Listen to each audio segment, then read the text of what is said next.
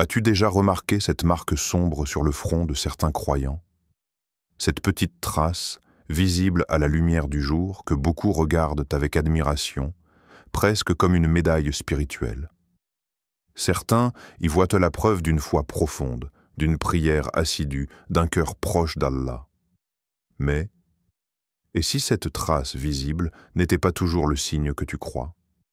Et si la véritable marque du croyant n'apparaissait pas sur la peau, mais dans un lieu bien plus secret, le cœur? Parce qu'au fond, qu'est-ce qu'une marque? Un signe, une empreinte, un témoignage. Mais tous les témoignages ne sont pas visibles aux yeux des hommes.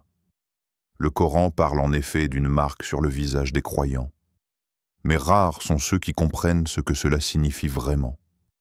Car Allah ne regarde pas nos fronts, ni nos gestes, ni les traces qu'il laisse sur la peau. Il regarde ce qu'il renferme, la sincérité, l'amour, l'humilité. Et parfois, cette marque visible que l'on admire tant n'est pas une bénédiction, mais une épreuve. Un test silencieux, presque invisible. Un rappel qu'Allah envoie à celui qui la porte. Prieras-tu encore pour moi seul ou pour être vu? Le prophète a dit « Allah ne regarde ni vos formes, ni vos richesses, mais il regarde vos cœurs et vos actions. » Muslim. Cette parole renverse tout ce que l'œil humain croit comprendre. Car ce que nous voyons n'est pas toujours ce qu'Allah voit. L'être humain juge par l'extérieur, le vêtement, le geste, le signe. Mais Allah regarde le cœur, ce lieu que personne d'autre ne peut atteindre. Alors aujourd'hui, je t'invite à un voyage intérieur. Un voyage qui ne se fait pas avec les pieds, mais avec l'âme. Un voyage vers cette lumière que le monde ne voit pas, mais que les anges reconnaissent au premier regard. Nous allons parler de cette marque invisible, celle qui ne se photographie pas, celle qui ne se montre pas, mais que le croyant porte dans son comportement, dans son silence, dans sa paix. Celle que le prophète portait dans son regard, celle que les compagnons rayonnaient sans même s'en rendre compte. Et peut-être qu'à la fin de cette vidéo, tu comprendras que la plus belle des marques n'est pas celle que les hommes remarquent, mais celle qu'Allah grave, en secret, sur les cœurs sincères. Avant de continuer, prends un instant. Regarde ton propre front. Regarde tes mains, ton visage, ton être tout entier. Combien de fois as-tu voulu que les autres voient ta foi, ta piété, ta dévotion? Et combien de fois as-tu oublié que le seul regard qui compte est celui d'Allah?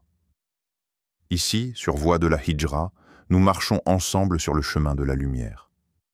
Chaque rappel n'est pas un discours, c'est une halte sur la route. Une invitation à quitter les illusions du monde et à revenir à la sincérité du cœur.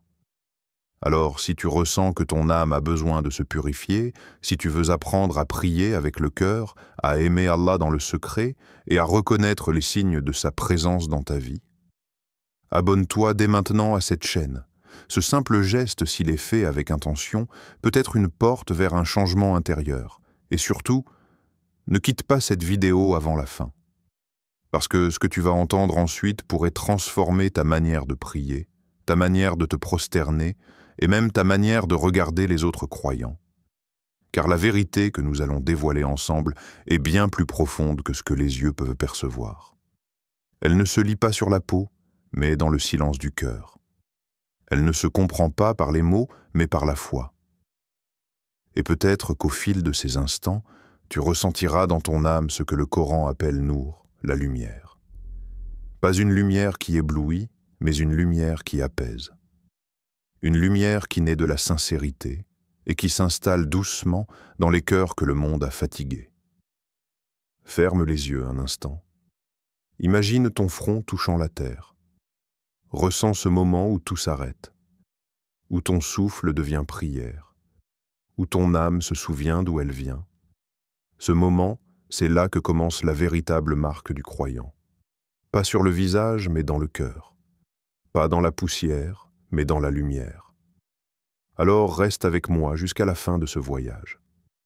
Car ce que nous allons explorer ensemble n'est pas un simple sujet, c'est une vérité qui pourrait, si Allah le veut, réveiller en toi la foi la plus pure, celle qui ne se montre pas mais qui se vit. Chaque jour, tu poses ton front sur la terre. Tu dis « Subhana Rabbi al-A'la ». Gloire à toi, Seigneur le Très-Haut. Mais t'es-tu déjà demandé ce que ce geste signifie vraiment?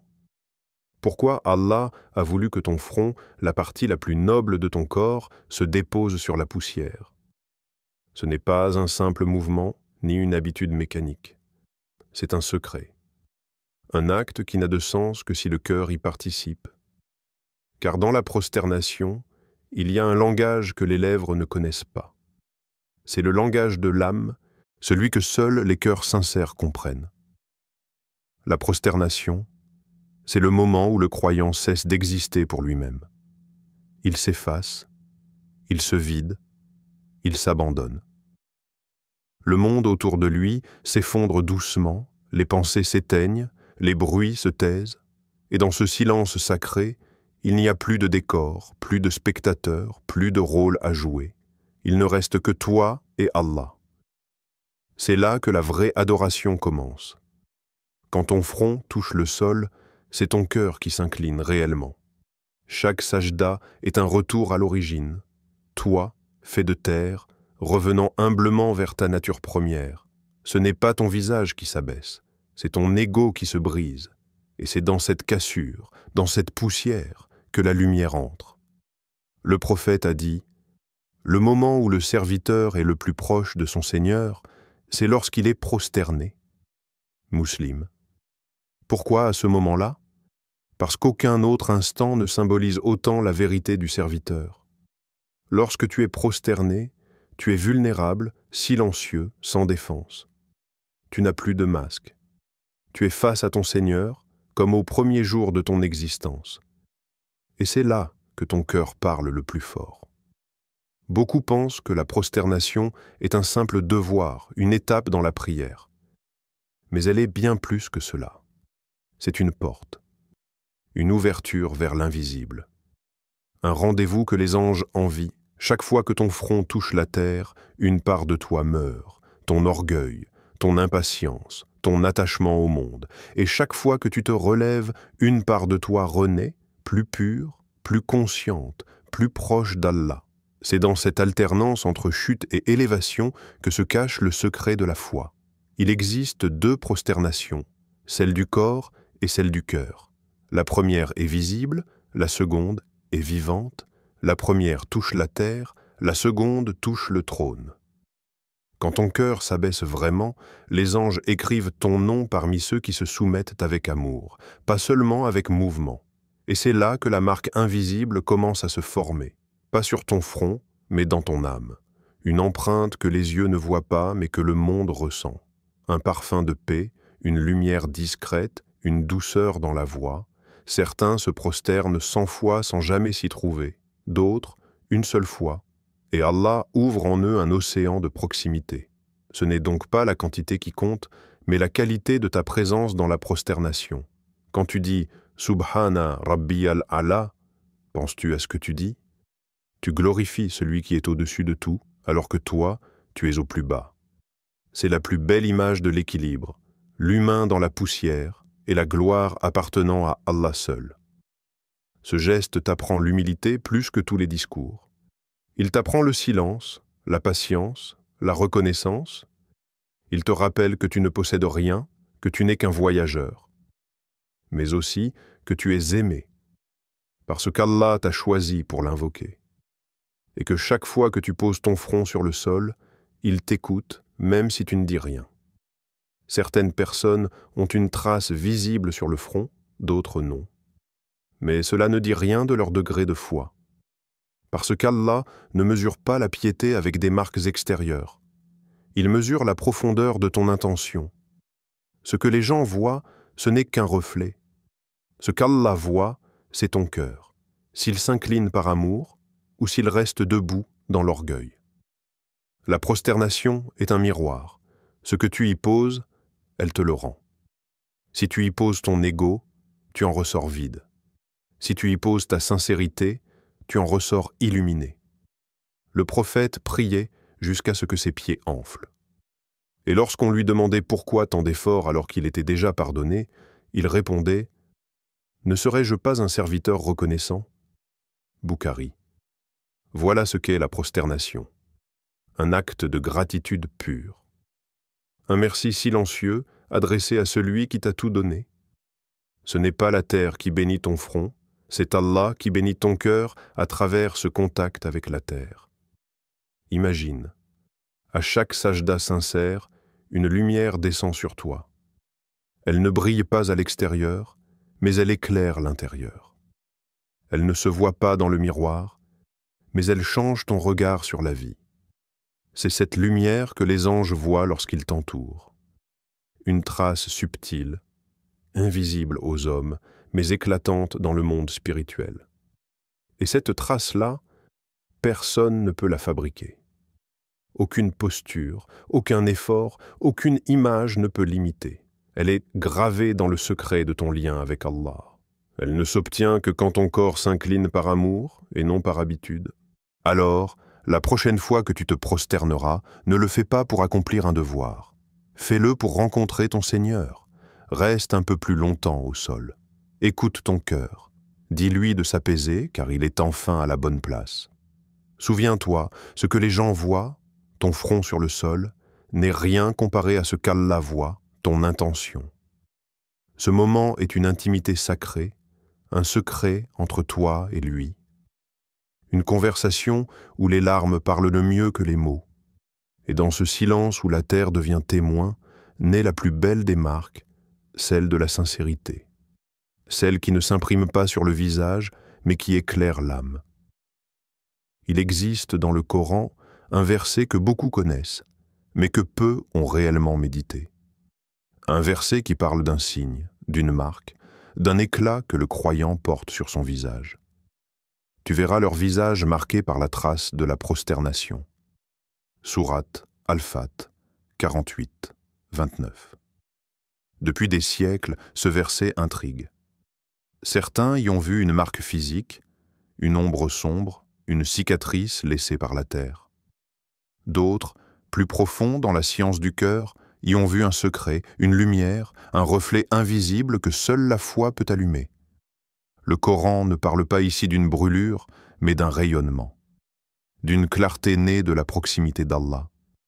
Comme si la prosternation, répétée avec amour, déposait sur le visage du serviteur une lueur venue d'ailleurs, non pas une trace de poussière, mais un signe de présence.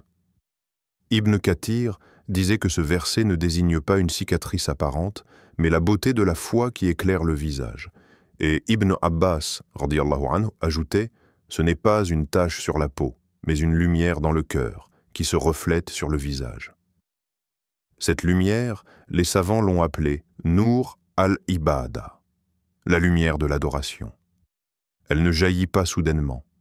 Elle se tisse, prosternation après prosternation, larme après larme. C'est une lumière silencieuse que le cœur du croyant porte comme un secret. Les compagnons du prophète n'avaient pas forcément de marque visible sur leur front. Pourtant, leur visage illuminait les assemblées, non par éclat, mais par paix. Une paix qui rassure, qui réchauffe, qui fait baisser la voix autour d'eux. C'est cela, la marque du croyant. Une paix que rien ne peut contrefaire. Regarde le monde aujourd'hui. Les visages sont souvent marqués de fatigue, de colère, d'ambition. Mais le visage du croyant sincère, lui, porte une douceur difficile à expliquer. Ce n'est pas un sourire forcé, c'est la lumière d'un cœur en paix. Et cette lumière vient du verset d'Al-Fath, de cette promesse divine. Leur marque est sur leur visage à cause de la prosternation. Le mot arabe utilisé ici, atar as-sujud, signifie littéralement l'empreinte de la prosternation. Et le mot atar ne désigne pas seulement une trace physique. Il évoque un effet, une influence, une résonance, comme si la prosternation laissait une empreinte énergétique, une transformation intérieure dont le visage devient le miroir. Car la prosternation n'est pas qu'un geste de soumission, c'est un feu qui purifie, une lumière qui polit l'âme. Chaque fois que ton front touche la terre, une part de ton orgueil s'efface. et ce vide laissé par l'humilité devient le réceptacle de la lumière divine. Voilà pourquoi, avec le temps, les vrais croyants rayonnent. Pas par leur éloquence, ni par leur savoir, mais parce qu'Allah a déposé sur leur visage le reflet de ce qu'ils lui offrent en secret. Cette lumière, tu ne peux ni la feindre, ni la cacher. Elle n'a rien à voir avec la beauté physique, ni avec le nombre de prières. Elle dépend uniquement de la pureté de l'intention. Plus ton cœur est pur, plus ton visage devient un miroir de paix. Imagine une lampe allumée à l'intérieur d'une maison. Si les vitres sont propres, la lumière se voit au dehors. Si elles sont couvertes de poussière, la lumière reste enfermée. Ainsi, en est-il du visage du croyant? Ce que les gens voient, c'est la transparence de son cœur. Le prophète priait souvent « Ô Allah, mets de la lumière dans mon cœur, une lumière dans ma langue, une lumière dans mon ouïe, une lumière dans ma vue. » Muslim. Cette invocation est la clé de ce verset, car elle nous enseigne que la lumière d'Allah n'est pas limitée à un endroit du corps, elle envahit tout l'être. Celui qui prie avec sincérité devient comme une lampe allumée dans la nuit du monde. Les anges reconnaissent cette lumière. Dans un hadith, il est dit que les croyants, le jour du jugement, seront appelés al-Ghur al-Muhajjaloun, ceux dont les visages et les membres brilleront grâce à leurs ablutions et à leurs prières. Cette clarté sera leur signe distinctif, leur honneur éternel. Mais elle n'est pas née de la terre ni du front. Elle vient du cœur. Le mystère de ce verset, c'est qu'il parle d'une correspondance entre l'intérieur et l'extérieur. Quand le cœur s'éclaire, le visage s'adoucit. Quand la foi s'enracine, les traits se détendent. Quand la prière devient amour, les yeux se remplissent de miséricorde. Voilà la vraie trace de la prosternation. Mais il faut la chercher avec les bons yeux.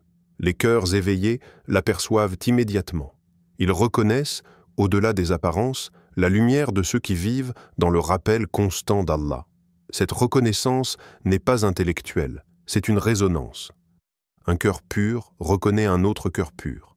C'est pourquoi, dans le monde invisible, chaque prosternation laisse une trace. Une empreinte de lumière que les anges inscrivent dans ton livre. Une lumière qui, le jour du jugement, t'entourera comme une auréole bienveillante. Et ce jour-là, tu comprendras le sens réel du verset d'Al-Fajr, que la marque sur ton visage n'était pas sur ta peau, mais dans ta destinée. Alors ne cherche pas la trace que les hommes admirent, cherche la lumière qu'Allah dépose. Elle n'a pas de couleur, pas de forme, pas de nom. Mais quand elle t'habite, tout ton être devient un signe. C'est elle que le prophète sallallahu alayhi wa sallam portait quand il sortait de la prière. C'est elle que les compagnons ressentaient en le voyant, avant même qu'il ne parle. Une lumière qui n'a besoin d'aucune parole pour toucher les cœurs. Voilà la marque du verset d'Al-Fajr. Une lumière silencieuse, née de la prosternation, entretenue par la sincérité et reconnue par le monde invisible. Ce n'est pas une cicatrice, c'est un secret. Une réponse d'Allah à ton abaissement. Une trace de sa miséricorde gravée, non sur ton front, mais sur ton âme. Il existe une ombre subtile, une maladie silencieuse qui peut s'infiltrer jusque dans les cœurs les plus pieux. Une illusion si raffinée qu'elle se déguise en adoration. Elle ne crie pas, elle ne se montre pas, elle s'installe doucement, au creux des prières et des bonnes actions. Son nom, l'orgueil spirituel. C'est la plus dangereuse des ténèbres parce qu'elle se cache derrière la lumière. Elle fait croire à celui qui prie beaucoup qu'il est meilleur. Elle fait penser à celui qui s'incline qu'il est plus proche d'Allah que les autres. Et sans qu'il s'en rende compte, elle transforme la prosternation en miroir de soi. L'orgueil spirituel, c'est quand le regard quitte Allah pour se tourner vers les gens. Quand la prière devient une scène. Quand la foi devient un costume. Quand on cherche dans l'adoration non plus la satisfaction d'Allah, mais la reconnaissance du monde. Le prophète a dit « Ce que je crains le plus pour ma communauté, C'est le polythéisme caché, celui qui prie pour être vu des gens. Ibn Majah. Ce hadith est comme une alarme pour l'âme, car il nous rappelle que même un acte sacré peut devenir un piège si l'intention se corrompt. L'adoration perd alors sa pureté, comme une eau claire dans laquelle on verse une goutte d'orgueil. Et l'orgueil est patient. Il ne vient pas avec arrogance, mais avec ruse. Il se glisse dans les pensées. Je prie plus que lui. Je jeûne plus souvent. Mon front porte la trace de mes prosternations. Et à ce moment précis, la lumière commence à s'éteindre. Dans la philosophie islamique, les savants appellent cela l'inversion du signe. Quand ce qui devait élever l'homme vers Allah devient une chaîne qui le retient à lui-même. Quand la marque de la prosternation, au lieu d'être lumière, devient fierté. Car l'orgueil spirituel n'est pas seulement un péché du cœur, c'est une trahison de la sincérité. Celui qui prie pour être vu ne prie plus pour être entendu. Celui qui cherche l'admiration des hommes détourne son visage du regard d'Allah. Et ce qu'il croyait être un acte d'amour devient un acte d'égo. Iblis n'a pas refusé de se prosterner par ignorance. Il connaissait Allah mieux que nous tous, mais il s'est prosterné devant lui-même. Il a adoré son propre éclat. Et c'est cet orgueil-là, déguisé en obéissance, qu'il a perdu. Les pieux prédécesseurs craignaient cette maladie plus que le péché visible. Car un péché avoué conduit souvent à la repentance, mais l'orgueil spirituel, lui, se croit déjà sauvé. Et celui qui se croit sauvé ferme les portes du pardon. Dans le cœur du croyant sincère, il y a une vigilance constante. Est-ce qu'Allah m'accepte ou est-ce que je me satisfais de moi-même? Cette question, posée dans le silence de la nuit, protège la foi de l'illusion. Regarde comment l'orgueil agit. Il ne t'interdit pas de prier, il t'incite à le faire, mais pour de mauvaises raisons. Il t'encourage à parler d'Allah, mais pour être admiré comme celui qui sait. Il te pousse à faire le bien, mais en espérant qu'on le remarque. Et ainsi, ce qui devait purifier ton âme la pollue discrètement. Le danger est là. Tu continues à prier, mais ton cœur se gonfle. Tu continues à faire du bien, mais tu regardes les autres de haut. Et sans t'en rendre compte, tu tombes dans une idolâtrie subtile, celle du moi pieux. L'imam Ibn al-Qayyim disait « L'orgueil est un voile entre le cœur et la lumière. Tant que ce voile subsiste, même la plus belle des prières reste mécanique. La langue récite, le corps s'incline, mais le cœur reste immobile. Et la lumière de la foi n'y entre plus. Mais il existe un remède, un seul. L'humilité. L'humilité, c'est reconnaître que tout ce que tu fais de bien ne vient pas de toi. Que si tu pries, c'est qu'Allah t'a permis de prier. Que si tu te lèves pour le servir, c'est qu'il t'a choisi pour être appelé. Et si tu tombes dans la faute, c'est encore lui qui t'a laissé la chance de revenir.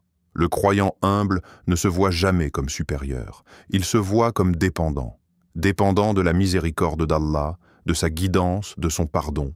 Il sait que sans lui, il n'a rien, et avec lui, il n'a besoin de rien. C'est pourquoi les vrais pieux se cachent. Ils ne comptent pas leurs prières, ils les pleurent. Ils ne se vantent pas de leur foi, ils en ont honte. Ils n'affichent pas leur dévotion, car ils savent qu'elle ne vaut rien si Allah ne l'accepte pas. Le prophète disait « Celui qui accomplit une œuvre pour être vu des gens, Allah la rendra visible dans son hypocrisie. » Bukhari. Ce hadith est redoutable, parce qu'il nous montre que rien ne peut tromper Allah. L'apparence peut convaincre les hommes, mais jamais le Créateur. L'humilité est la fragrance du croyant. Elle ne se voit pas, mais on la sent dans sa présence. Elle rend son regard doux, sa parole légère, sa foi silencieuse. Celui qui prie avec humilité devient invisible aux yeux du monde, mais rayonnant pour les anges. Et c'est là tout le secret. Plus tu t'effaces, plus Allah te révèle. Plus tu caches ton adoration, plus il la rend lumineuse. Car l'humilité n'éteint pas la lumière, elle la purifie.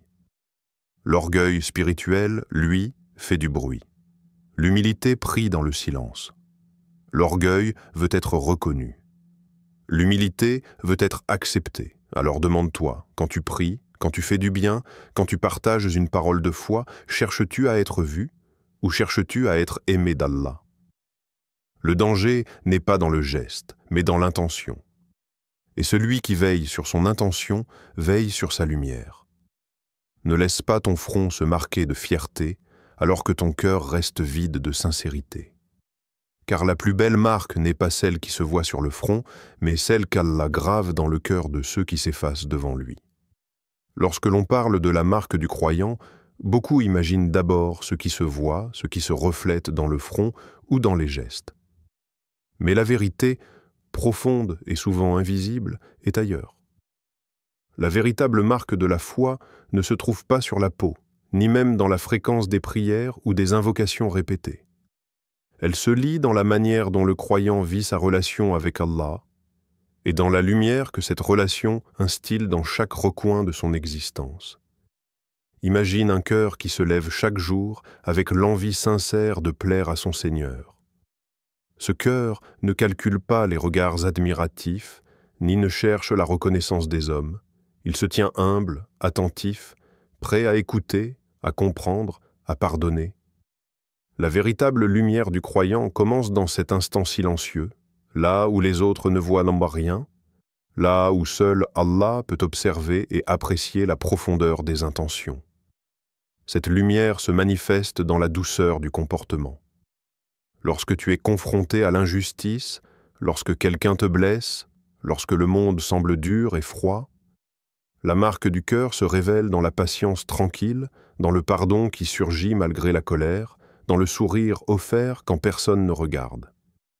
Elle se lit aussi dans le calme face aux épreuves, dans cette sérénité qui naît de la certitude que tout vient d'Allah et que lui seul détient le pouvoir sur toute chose. Le Coran le souligne clairement. Ceux qui croient et dont les cœurs se tranquillisent à l'évocation d'Allah. En vérité, c'est par l'évocation d'Allah que les cœurs se tranquillisent. 13h28. Ce verset nous montre que la véritable lumière du croyant naît dans l'intimité du cœur, dans cette tranquillité intérieure qui ne dépend ni des circonstances, ni de la reconnaissance des hommes. Elle ne se mesure pas à la fréquence des prières, ni à la longueur des sermons, mais à la profondeur avec laquelle l'âme s'attache à son Créateur. Ibn Abbas disait « Quand la foi s'installe dans le cœur, Allah la rend visible par la sérénité du visage. » Cette sérénité n'est pas superficielle. Elle ne se voit pas comme un simple sourire. Elle respire dans le regard, elle se reflète dans les gestes, dans la manière dont le croyant parle, dans la patience dont il fait preuve face aux difficultés. C'est une lumière douce, invisible, mais qui touche tous ceux qui croisent le chemin du croyant. Même les plus insensibles à la foi peuvent percevoir ce calme, cette présence apaisante. Mais cette lumière n'est pas figée. Elle se nourrit de chaque dhikr, de chaque prière sincère, de chaque effort pour purifier le cœur. Elle grandit dans le secret, loin des yeux, loin du monde. Elle se renforce lorsque l'on pardonne sans espoir de retour, lorsque l'on tend la main sans attente de remerciement, lorsque l'on accepte les épreuves avec résignation et confiance. Elle se transforme en lumière contagieuse, car celui qui porte cette marque intérieure inspire la sérénité et la confiance chez les autres. Et attention à ne pas confondre lumière du cœur et ostentation spirituelle. Le véritable croyant ne cherche jamais à montrer sa foi, car la lumière qui brille est celle du cœur et non des gestes extérieurs. L'orgueil spirituel, même subtil, peut éteindre cette lumière invisible. Celui qui prie pour être vu, qui parle pour être loué ou qui agit pour impressionner les autres, transforme la sincérité en vanité et la lumière intérieure devient un reflet vide et éphémère. La vraie marque du croyant ne se mesure donc pas à ce que l'on voit, mais à ce que l'on ressent. C'est une présence apaisante, un souffle de paix que l'on apporte autour de soi, un éclat discret qui ne cherche pas à s'imposer, mais qui guidera ceux qui en ont besoin. La foi authentique éclaire non pas par le nombre d'actes extérieurs, mais par la qualité du lien entre le serviteur et Allah. Et cette lumière est éternelle. Ni le temps, ni les difficultés, ni les jugements des hommes ne peuvent l'éteindre. Elle persiste dans le cœur, dans l'âme, dans la conscience, et chaque jour, chaque instant de dhikr, chaque sourire sincère, chaque pardon donné, elle devient plus lumineuse. C'est une lumière qui éclaire à l'intérieur, mais qui, par sa pureté, se reflète à l'extérieur de manière subtile et naturelle. Voilà la véritable marque du croyant. Non pas une tache sur la peau, non pas une trace que l'on peut admirer ou commenter, mais une paix intérieure qui rayonne dans chaque aspect de la vie. Une lumière qui ne cherche pas à briller, mais qui guide, apaise et inspire. Une lumière qui transforme l'âme et prépare le serviteur à la rencontre avec son Seigneur. Chaque fois que tu te relèves d'une prosternation, que tu souris face à l'adversité, que tu pardonnes à quelqu'un qui t'a blessé, rappelle-toi que tu gravis un nouvel échelon de cette lumière intérieure. Elle est invisible aux yeux des hommes, mais visible aux anges et surtout précieuse aux yeux d'Allah. Ainsi, le croyant sincère ne mesure pas sa foi à ce qui se voit, mais à ce qui se vit et se cultive dans le secret. Et cette lumière intérieure, cette sérénité du cœur, est la marque la plus durable et la plus précieuse qu'un serviteur puisse porter. La marque du front peut s'effacer, mais la marque du cœur, elle, demeure. Le croyant sincère ne se définit pas par ce que l'on voit, mais par ce qu'il cultive dans le secret, la sincérité, la patience, la douceur. Chaque sajda laisse une trace que seul Allah contemple, et ces traces invisibles deviendront, au jour du jugement, des flambeaux de lumière sur le pont de la résurrection. Ne cherche donc pas à prouver ta foi, cherche à la vivre. Ne cherche pas à briller, cherche à apaiser.